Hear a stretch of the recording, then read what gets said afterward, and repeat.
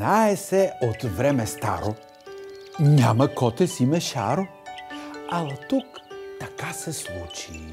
Котето не се научи мяу да казва и реши самичко да върви, докато наместо бао не измялка мяу, мяу, мяу. Хруп, хруп, хруп. Здравей! Ти какво си? Я да видим. Имам ли рога? Я? Имаш? Имам ли копита? Я? Имаш? Казвам ли му? О, казваш. Значи, аз съм крава. Крава? Да, приятно ми е, Анабела. А какво ядат кравите? Кравите ядат трева, хруп, хруп, и сено. И пак трева, и сено.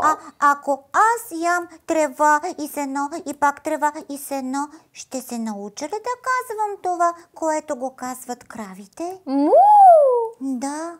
Може би, опитай. Добре, ето, хруп, хруп, хруп. Ох, не ми харесва. Да, защото ти си коте, а котетата не ядат трева. Значи никога няма да се науча да казвам това, което го казват кравите, така ли? Му! Да. Но защо ти е да казваш му? Ти си коте, просто кажи мяу. Не мога. Хайде сега, не можеш. Опитай.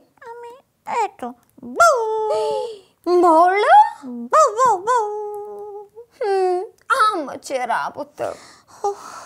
Ето, за това не ми дават мляко, а някакъв си кокъл. И аз умирам от глад, Анабела. Сетих се. Ами ако аз ти дам от моето мляко, може би ще успееш да кажеш мяу. Ти имаш мляко? Разбира се. Нали съм крава?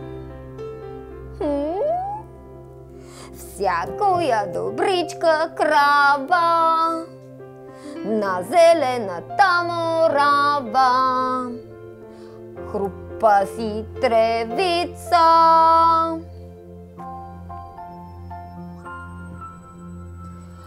После в паница вкусно млечице ни дава всякоя добричка крава.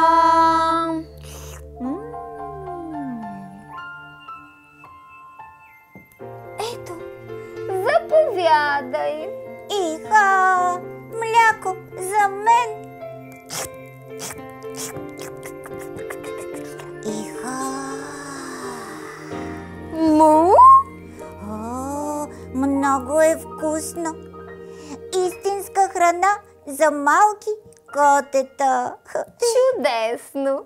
Хайде сега, приятелче, кажи мяу. Да, ето, сега ще го кажа. Бау! Не. Не. Съжалявам, малко приятелче, но повече от това не мога да ти помогна. А трябва да отида да попаса и на друга полянка. Довиждане! Довиждане, Анабела. Благодаря ти все пак. И Анабела тръгнала, а котето, ето, останало самичко в полето.